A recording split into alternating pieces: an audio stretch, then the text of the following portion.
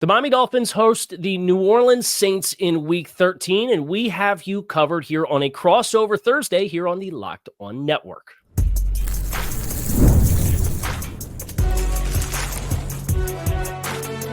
You are Locked On NFL Crossover, part of the Locked On Podcast Network. Your team every day. What's going on, everybody? Welcome to another crossover Thursday here on the Locked On Network. I'm Kyle Krabs, host of Locked On Dolphins. He is Ross Jackson, host of Locked On Saints, also my boss. So we're going to have a fun time. And he's also one of the guys with a better lighting setup than I have. So we're going to bring it today on a crossover Thursday here on the Locked On Network. Want to thank everybody for making the Locked On Podcast Network the #1 sports podcast network. It's an awesome honor that you all bestow on us, those of you who are our everydayers. We appreciate each and every one of you. Today's crossover Thursday is presented by Prize Picks. Download the Prize Picks app today. Use code LOCKEDONNFL to get $50 in lineups after you play your first $5 lineup. Ross, I'd love to hear from you. I'd be a terrible host as the home team if I went first here. What's the vibe on the Saints right now? Kind of first year with the coach and Kellen Moore and bunch of young quarterbacks trying to figure out what they had. They made a quarterback change not that long ago. What's some of the biggest storylines in New Orleans right now? Yeah, I think the biggest thing right now is that you're just kind of waiting to see this New Orleans Saints team, particularly over on the offensive side, figure itself out. This is a team right now that has looked lost on offense more times than not. And look, that makes sense. You have a first-year head coach who's also your offensive play caller. He's a first-time head coach. You made a quarterback change partway through the season, and now you have a rookie quarterback starting behind like 2/5 of the offensive line that you planned to have on the field at the beginning of the year. So there are pieces of context, nuance, all of those things to all of that. But at the same time, you've been looking for incremental improvement from this team over on the offensive side of the football with an offensive mind leading your team. And you've not seen that improvement here. So the offense has been a bit of a letdown so far. And so they need to prove something, dare I say anything at all, in terms of a sense of progress up against Miami this weekend and really throughout the remaining 6-game stretch this year. To me, that's kind of the biggest thing everyone's going to be watching as the season rolls along. Yeah, I think these two teams maybe at different points in their life cycle, where New Orleans is just starting a head coaching build. Miami's trying to figure out what the future is with their head coaching, Mike McDaniel. But I think that the last 6 weeks of the season for both teams, there's some pretty strong overlap in you're evaluating things. You're trying to figure out what you have, what you can build forward with, what needs to change. And I think that's for Miami a major storyline as well. Sitting at 4-7, like you can think about last year, they were 2-6 and got back to 8-8 and had a chance in week 18 for a playoff berth. And if Dolphins fans want to dream of that, that's fine. But for me, the consuming of thoughts is in what's your situation with your quarterback? You've seen some evolution from Mike McDaniel as far as the identity of the offense. It took him 3.5 seasons to put 6 offensive linemen on the field. They're a part of this massive trend that's across the league right now to go with heavier sets, and they've had great success with it. Their pass rate over expectation is one of the lowest in the league, so they're running the ball at a higher clip, which people have been asking, Mike, you're a former run game coordinator. Why don't we get back to our roots a little bit, take some of the stress and pressure off? And the injury to Tyreek Hill in week 4 feels like it's kind of been this catalyst of change by force. Not that you wanted to change, but you kind of had to change. So that's where for Miami, the parallel to New Orleans is the next 6 weeks. You had progress. You put your first winning streak together, 2 straight wins before the bye week last week. What can you sustain? What kind of confidence can you build? And Miami sitting at 2-7 or 4-7, they've won 3 of their last 4 games.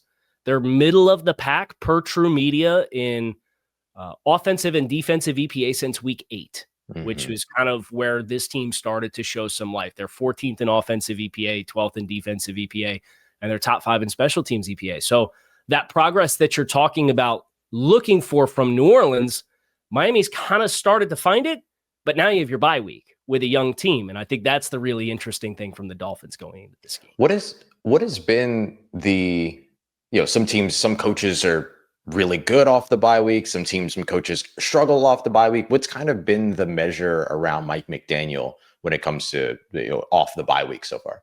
Yes, they've all kind of felt like they've come in different chapters and different times of the year. I think the biggest thing for Mike that he's talked about this week and last week when he had his presser when they got home from Madrid was this year's team. A lot of the growing pains they had was figuring out what their practice week needs to look like to apply it and put their best foot forward on game day. And he said, because of that, where in years past, maybe there was an interruption that did negatively impact the team. He feels this year's, because it was the growth has been in the build up to the week and your process and how you go about your day to day. He feels confident that it's going to sustain itself. But for a coach that you're evaluating how good of a finger on the pulse he has of his team, I think this is a great measuring stick against a team in New Orleans that has been struggling to kind of come out of the bye and say, okay, did you win 2 games to get too big for your britches? And now all of a sudden, like, you're going to come out flat because you're feeling yourself a little bit? Or are you going to sustain that? Because Mike went on the record with what he thinks is going to happen. So I think that's a great eval opportunity for Miami in this game. Yeah, that's huge. I remember here in New Orleans early on in Sean Payton's tenure, going back to then, that early on the team struggled out of the bye week, and then he changed his approach, and then they became very successful off the bye week. There's a little bit of that balance of like, do you give these guys time away, or do you put them through the rigor, have them in the building, and all those other pieces? And then he kind of struck the balance of what worked for him. And so I'm always curious about that from the young, particularly offensive play caller, head coach perspective. Kellen Moore's offense did not look good coming off of the bye week, but does that change in 2 years, in 3 years? And so interesting to hear where Mike McDaniel is in that process. Yeah, the phrasing that the coaches used this week was that it was time away, not time off. Yeah. And I liked that, right? Yep. And Anthony Weaver, who I want to talk a little bit about for his matchup in this game, and he was one of the finalists that interviewed for the Saints job. Yep. We'll talk about that on the other side of the break, but he said it was applying, what can I do with my time away to apply myself and get better, whilst also not sitting on, he used the analogy, sitting on the couch for 6 days playing Call of Duty. Anytime you can throw something like that, it's like, okay, yeah, like you get where your guys can go if you let them go there, so don't let them go there. So we're going to get into a lot of the matchups for this game, kind of looking at the X's and O's, the personnel to know, the coaching elements of it. All that stuff is coming your way next here on this Crossover Thursday on the Locked On Network. The NBA is back, and there's no better place to get in on all of the action than over at FanDuel, the official sports betting partner of the NBA. Even if you miss the start of the game, or if you want to ride a hot hand, FanDuel has live bets on everything from who will score next to fourth quarter comebacks. Plus, you can even combine your live bets into a same game parlay for a shot at a bigger payout. It keeps every game more exciting, especially when your team is making that late game push. And Dolphins fans, if you were on the bye last week, hopefully you took advantage of FanDuel to keep your sports weekend exciting. So right now, FanDuel is giving new customers $300 in bonus bets when your first $5 bet wins. Go to FanDuel.com to sign up today and play your game with FanDuel, the official sports betting partner of the NBA. I want to thank everybody again for making the Locked On Podcast Network the #1 sports podcast network. And it is your teams every day. You know, you dream up a league with a team that you love. We got a show. We don't just say it, we live it. So, Ross, matchups to know in this game. Anthony Weaver, who we mentioned before the break, was asked a lot about Chris Olave and what he brings to the table as kind of, you trade Rashid Shaheed. Alvin Kamara is not quite the same version of himself as what he was in his prime. Chris Olave's kind of been the catalyst of big plays within this offense. Would love to hear from your perspective how he's doing this year. I know there's been some concussion and head injury issues there. How has he managed to mitigate hits to stay on the field? And then how important is it for him to get rolling early, and how do they like to get him rolling early?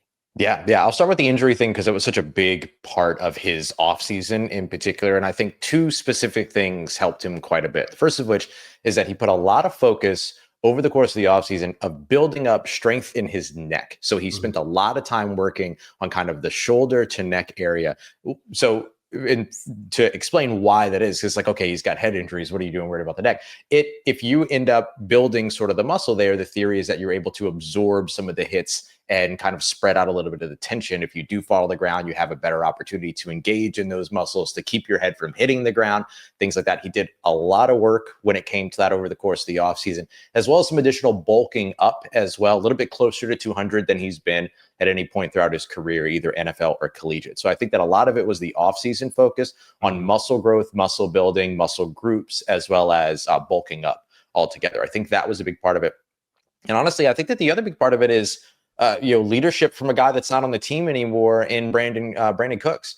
Brandon Cooks has played his entire career as a smaller, not bulky at all, deep threat, speedy wide receiver, and has dealt with a fair share of injuries throughout his time as well, but basically it gave a little bit of leadership to the room. But look, you don't always have to take the hit. Sometimes when you need 10 yards and you get 11, fighting for 12 can end up putting you in a bad situation. Take the 11. And so finding situations like that to where they can kind of balance these things out, and balance, I truly mean, because Chris early on in his career had this habit of catch the ball, go down, right? Not wanting to take any type of contact at all. And that probably dates back to, I'm assuming and speculating when I say this, but probably dates back to some of the head injuries that he suffered during his time at Ohio State, coming, during his collegiate years. And then kind of got to a point where he was a little bit more aggressive, hunting some more of those yards after catch opportunities, got hurt last year doing that. And then, or not necessarily doing that, but got hurt with that being a part of his mentality. And then now maybe has struck a little bit of a balance. The way that they like to scheme him up, Kyle, no surprise, is move him around as much as possible. Sometimes he's in the slot, sometimes he's at the X, sometimes he's at the Z. You're moving him around a whole bunch of ways and allowing him to run a full route tree from wherever it is that his deployment is. So taking advantage of his ability to be able to run an entire route tree, that's been a big part of what it is that they've been doing with him. The issue around his usage last week against Atlanta was that Atlanta was able to focus entirely on him because there aren't really many weapons left, especially after Alvin Kamara went out with a knee injury in the first quarter of that game. But then even towards the end of the game, as things started to lighten up, still put up 70 receiving yards by the time that it was all said and done. So it'll be interesting to see how much Miami devotes resources to him and how the Saints look to potentially counteract that as best as they can, knowing the limited amount of weapons that they have over on the offensive side. Yeah, I think that, and that's for Miami. They're a team defensively that has had these service interruptions at key spots, and the secondary, Rasul Douglas gets hurt and he comes out, and Juju Brents, who is a former top 50 pick with the Colts that they got off waivers, starts 2 games and looks great. He goes out late in the Commanders game. He's done for the season. Well, the expectation is Rasul Douglas was close against Washington from playing. Now he's got the bye. So Rasul Douglas probably goes back in, but like the hero defensively from the past game was Jack Jones, who I think physically moves and can probably mirror and match a little bit better than what Rasul Douglas can. But the Dolphins are one of the higher rates of teams of playing cover 2. So I'd expect they'll look to play a roof on in that regard, and maybe try to get hands on inside the contact window for Chris and kind of force stuff to the middle. But I think that's where what New Orleans has from a personnel standpoint kind of work in the middle of the field, whether it's the backs or whether it is the tight end room. I know I looked at their tight end room before the start of the season. I said, we got some guys in here that can go a little bit. Now, maybe not all of them weren't healthy at the start of the season, right? Or Taysom Hill and him coming back from a major injury, or Juwan Johnson's getting paid handsomely, right? And I got a nice extension. So those are the kinds of matchups where if they try to funnel Chris in that regard, I'm then looking to how are you tackling these other weapons that play in the middle of the field where there's more to space. And if you're going to play high over the top, there's more ground that you have to cover to tackle.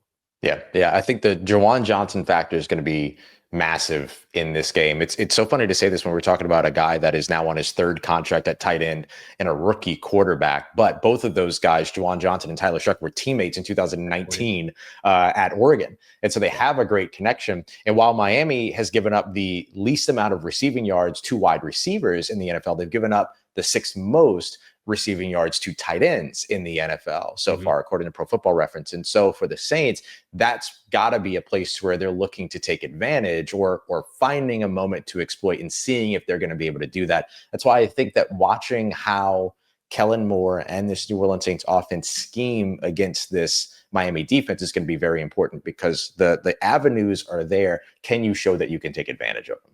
Yeah. How about on the other side of the ball? What's a matchup that you're looking for?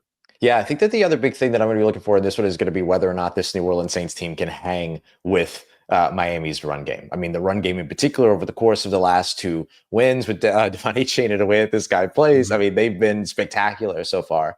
And the Saints have been on like a week on, week off kind of schedule when it comes to run defense. They surrendered over less than 100 yards rushing just a few weeks ago before they took on the Chicago Bears. They gave up 222. Then after that, they gave up less than 100. Then they gave up 171 to the Los Angeles Rams. They did a great job against Rico Dowdle and the Carolina Panthers, and then over 120 given up to the Atlanta Falcons. And honestly, when you're going up against Bijan Robinson and Tyler Algier, 120 is pretty okay in a game where you're trailing by multiple touchdowns for most of it. However, now you kind of look to see, okay, this is an on week for the run defense. Are they going to be able to really, kind of make it happen here? And so I think that's going to have to be a big part of what it is that the Saints defense is looking to do, as they've improved under defensive coordinator Brandon Staley throughout the season and shown some promise. But a lot of it, in terms of the catalyst of a game's worth of success, as opposed to just strong success to start, really comes down to what they can do on the run game. Yeah, and my eyes for Miami in that regard go to this heavy jumbo personnel package that the Dolphins have had, where they have historically been a very 21 heavy team with 2 backs, one of them being a fullback and a tight end.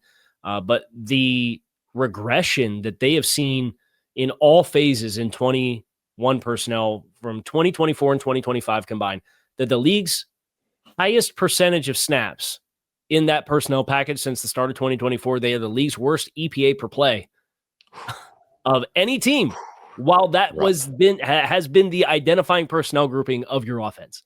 Now, in 22 and 23, Mike McDaniel first got there, they were several standard deviations off the chart in a good way for EPA per play out of 21 personnel. So 23, 24, no longer applicable. That part of your offense has withered on the vine. And their answer has been they've leaned into multiple tight end sets, one of them being an offensive tackle. They're averaging they the 4th highest usage of 22 and 22 jumbo with an extra offensive lineman on the field.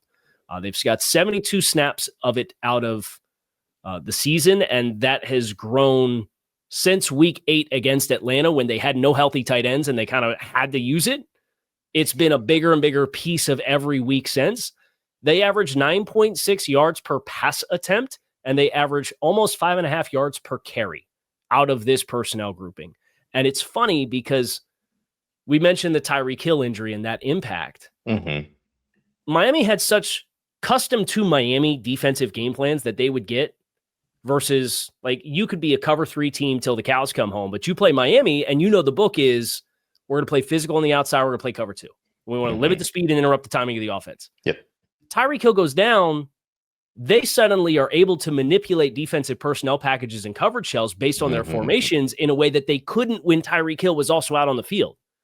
So that's, for me, like, what's really interesting about how they have evolved and leaned into this is it's been out of necessity. It's been because they haven't had as many prolific weapons, but it actually allows you to get a little bit more predictive looks out of opposing defenses. And that being a game that they will look to play against New Orleans, and the continuation of that, what did you self-scout during the bye that gives you new layers to use and implement in this game? Yeah, I think it's going to be huge. The New Orleans played against the most 13 personnel reps last week against Atlanta than any defense has seen since like 2016, according to Next Gen Stats. And so that's what Atlanta did. They went heavy, and the Saints have struggled against that. You look at things like 22 personnel where they're surrendering 4.6 yards per rush against. You look at things like 13 personnel where they're struggling or have struggled quite a bit against that as well, giving up 4.2 yards per rush, and then also allowing over 40 yards per game in a very, very seldom used personnel group. That's how much like they've struggled against it. And so when you put those bigger bodies out there and you make your offense bigger than the Saints defense. It's a typical football rule: be bigger, be better. And in some cases, the Saints have struggled to prove that they can be otherwise. And so sometimes, man, those injuries, it's interesting how that can help you diversify your approach over on the offensive side. And so maybe Miami with that injury learned a little something about itself, and it'd be interesting to see how the Saints match up against that. And we are going to explore the keys to victory for both teams, as well as a game prediction from both Ross and myself. Locked on Saints, Locked on Dolphins. We got you covered. Make sure you guys stick with us here on this Crossover Thursday.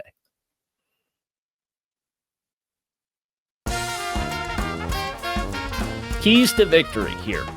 Saints at Dolphins, 1 p.m., Hard Rock Stadium, Sunday, Week 13 in the NFL season. Hard to believe we're already into the final third of the year, but here we are. It is flying by, and for both of these teams, some fans are probably more interested in the offseason than the games left to play. But let's remember, you're going to wake up in the middle of May, and you're going to say, man, I really wish football. No matter what. No matter if you're always 4-7, 2-9, 10-4, whatever, you name it. So we are going to revel in these last few crossovers that we can get this season. Ross, I'd love to hear from you on the keys to victory for the New Orleans Saints against Miami on Sunday. Yeah, for me, honestly, it's one key. And there are things that are always going to be built in, right? Getting pressure, forcing turnovers, that's always going to be built into these types of conversations. But really, for me, it's one thing that the Saints have to do. And it's on the offensive side. Kellen Moore's got to get out of his own way as a play caller. You were talking a little bit about the injury to Tyreek Hill and how that has helped to kind of diversify the offense. The Saints have done this interesting thing here recently to where they got Taysom Hill back, but don't really know how he fits into their system. And they're still kind of figuring things out with all that. And so it's like getting him back. There are times where they put him on the field almost because they feel like it almost feels like they're putting him out on the field as if they're obligated to put him out on the field. Like, this is when Sean Payton did it, so I guess we'll do it too. Like that kind of attitude, as opposed to something that's specifically built for the moment. And so they've been taking Tyler Shough off the field in the red zone, for instance, where the Saints are one of the worst teams efficiency-wise when it comes to touchdowns in the red zone in the last decade. Out of the 320 seasons that have been played over the last 10 years, 32 teams, 10 years, 320 seasons, the Saints are 317th in red zone percentage at 34.7, according to our friends over at True Media. And so it's like, that has been a big time struggle for them. So it's just getting out of your own way as a play caller and being creative, doing the things that got you this head coaching position in the first place, that got you a Super Bowl last year as an offensive play caller with the Philadelphia Eagles. The leap from coordinator to head coach is very, very complicated and very, very tough for a lot of reasons that people don't think about. But it's something that every one of these guys has to prove that they can do. And I think that if Kellen Moore can settle in a little bit and just be Kellen Moore as a play caller, do the things that got him to this point, as opposed to being worried about feeling like he has to do certain things out of obligation, and instead just focusing on putting his assets in the best possible position to make plays, then I think that that's going to be a big key for them. If they can't do that, they have no chance to win this game. I give them very little chance to win this game if they do, but the only way they're going to have any semblance of a chance is if they can do that. It's interesting you mentioned that red zone rate. Of all of the defensive statistics that do not inspire you about the Dolphins, they're fifth in the league in conceded touchdown rate in the red zone with just a 50%. They've allowed 40 trips to the red zone, only 20 touchdowns. It's the fifth best percentage in the league. So that is, I believe like 0 for 4 in the last 2 wins as well, in terms of not surrendering touchdowns. They've been very good. Like the game against Buffalo, right? And the book when the Dolphins play the Buffaloes, hey, we really play inspired more often than not, but you don't make those few plays at the end of the game. You know, you're leading 16-0 at halftime against Buffalo. They go down 7-minute possession to start the second half. Josh Allen throws an interception in the end zone. Like that, they never do that against that team. So that was kind of the first inkling of like, okay, like they have got a little something going here that's uncharacteristic for them. And I think that being a strength that you continue to lean on, I expect New Orleans is going to have opportunities to move the ball. They are a little bit of a bend but don't break defense, the Dolphins are. But the challenge is when it tightens, whether it's you have an offensive procedural penalty and now you get a third and long, or you get down the red zone and the spacing gets a little tighter and the timing gets a little faster, and you've got a rookie quarterback making just one of a handful of starts in his young NFL career. They're a simulated pressure defense. They like to show you a picture before the snap.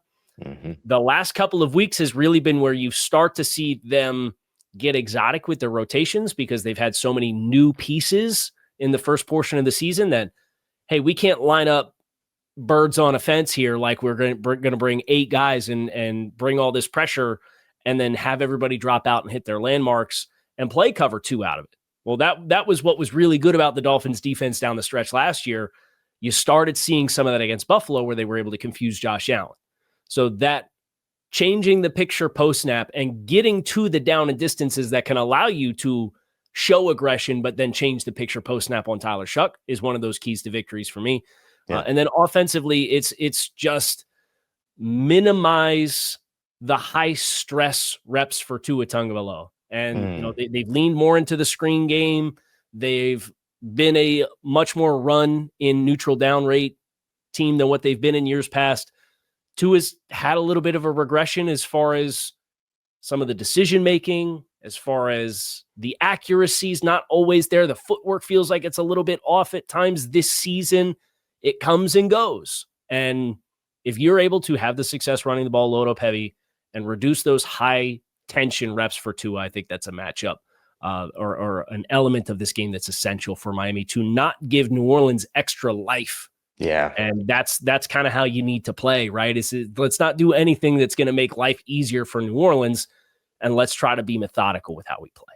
Yeah. The Saints are a low pressure defense, although they've gotten better since Chase Young has come back, and he's been excellent since their return. The key is, though, that when they get pressure, unlike last year, when they get pressure, they are getting to the quarterback in time, and they are getting those sacks. And so Miami as a team that's done a pretty good job from a pressure rate perspective, according to True Media, of keeping pressure off of Tua Tagovailoa. It's not just going to be about keeping the pressure off because the pressure might, cause some rush processes and things like that, or fudge up some of the timing on plays. They tend to get to the quarterback when they get that pressure. So it makes it even more important, even up against a low pressure defense, to keep that pressure off. And Miami has significantly the last month reduced the average time to throw. They were uncharacteristically at 2.55, 2.6 seconds when there was a whole season in 23 where I think Tua averaged 2.28 seconds time to throw across insane. Like 600 dropbacks. That's incredible. Now, so what they've done is that they've started to manufacture more of the quick timing, quick hitters to the perimeter, middle screen, tight end delay type stuff. That they've brought a lot of that out. But his sack rate is higher at almost 6.5% than what it's been in any year he's played in the NFL since his rookie season in 2020. So even despite kind of the increased or the decreased pitch clock, if you will, they are conceding sacks at a higher rate than what they have historically for Tua Tagovailoa. So that can potentially be something that can swing the tide. We just about out of time, but would love to get a formal prediction out into the ethos for each one of us. So Ross, your final prediction and any final thoughts you have for this game in week 13. Yeah, I'll keep it quick. I think that this is the Dolphins game at home, 27-17. I hope the Saints very much enjoy their trip to South Florida and that it's a good trip for them, but I don't think that the game's going to be great for them. But I do think that there's an opportunity here, even in a loss, to at least generate some progress in terms of your offense, in terms of your own quarterback, all those other things. So the win for New Orleans doesn't come on the scoreboard, but it can come a little bit through what you still see in terms of the progress on the field. And of course, nothing wrong with protecting your draft position either. So I think that they're in a good space there. There you go. I see this game similarly to you. I'm a little leery about a young team coming off a bye week where I could maybe see this team starting flat. I think that's going to be a major test for them. I think it'll be a little closer than you do. I have 24-16 as the final score in this game. I think Miami, they'll allow New Orleans to kind of move the ball, but maybe bow up in the red zone, force a few field goals in those situations. And that can potentially be the deciding factor here. But that is going to do it for us here on this Crossover Thursday. Kyle Krabs, host of Locked On Dolphins. Ross Jackson of New Orleans Saints. It's your teams every day here on the Locked On Network. We will have you covered in the immediate aftermath of this game. So make sure you hit subscribe, whether you're listening on YouTube or wherever you listen to your favorite podcast. We make it very easy for you to find us. We appreciate you for checking out this Crossover Thursday, and we hope to talk to you all again soon.